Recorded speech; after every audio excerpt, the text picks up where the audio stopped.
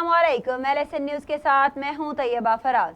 वज़ीर आला पंजाब मरियम नवाज शरीफ की हिदायत पर ज़िले इंतज़ामिया मुतहरिक है। डिप्टी कमिश्नर जुल्फ़िकार अहमद भून ने डिप्टी कमिश्नर ऑफिस के सब्ज़ाजार में खुली कचहरी लगाई, जिसमें additional deputy commissioner general Zahoor Hussain, additional deputy commissioner revenue Qayyum Qudrat, assistant commissioner Numan Ahmed मुतल्लिक महकमों के अफसरान खुली कचहरी में मौजूद थे।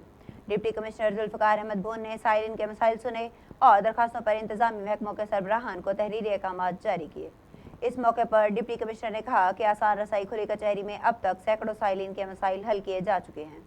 हर दरख्वास्त के लिए बाकायदा टाइमलाइंस मुकर्रर हैं, जिनके अंदर हर दरख्वास्त पर पेश रफ्त रिपोर्ट देना लाजमी है। साइलिन की दार रसाई न करने वाले अफसरान के खिलाफ कार्रवाई की जाती है। साइलिन की दरख्वास्तों पर बाकायदा रिपोर्ट लेकर साइलिन को इसकी पेश रफ्त बारे में भी आगाह किया जाता है।